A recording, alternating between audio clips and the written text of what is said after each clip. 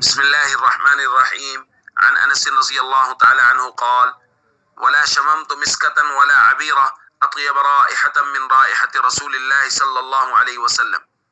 حضرت انس رضی اللہ تعالیٰ عنہ نبی پاک صلی اللہ علیہ وسلم کی خصوصیات بیان کرتے ہوئے ارشاد فرماتے ہیں کہ میں نے کبھی کوئی مشک اور عنبر کی خوشبوئیں بھی نبی پاک صلی اللہ علیہ وسلم کے مبارک بدن سے زیادہ عمدہ محسوس نہیں کی، نہیں سونگی.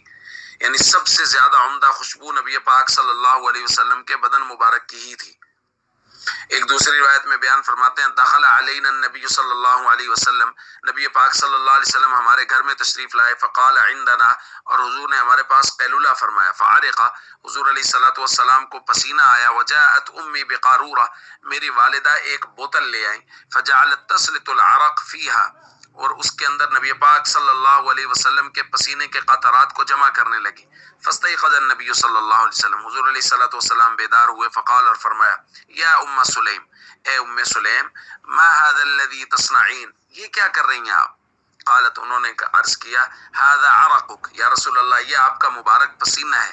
نجعله فی طیبنا، ہم اس کو اپنی خوشبو میں ڈال لیتے ہیں. وهو من اطیب الطیب، اور وہ خوشبوؤں میں سے سب سے عمدہ، سب سے اچھی خوشبو ہوتی ہے.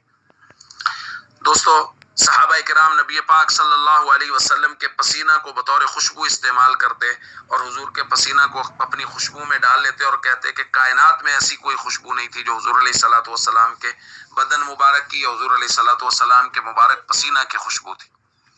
دوستو، یہ تمام تر خصوصیات اللہ رب العزت نے ہمارے آقا حضرت محمد کریم صلی اللہ علیہ وسلم کو دی ہیں، اور ہمیں چاہیے ہم حضور علیہ الصلوۃ والسلام کے خوشبودار اعمال، حضور علیہ الصلوۃ والسلام کے طریقوں کے مطابق اپنی زندگیاں گزارنے کی کوشش کریں. کیسی عجیب بات ہے، اتنے جلیل القدر اور خصوصیات والے پیغمبر اللہ نے ہمیں دیے ہیں، اور ہم غیروں کے طریقوں پر چل رہے ہیں. ہماری شکلیں غیروں جیسی، ہمارے اعمال غیروں جیسے، اور ہم غصے میں ہوں تو ہم غیروں جیسا کام کرتے ہیں، ہم پیار میں ہوں تب ہم غیروں جیسا کام کرتے ہیں.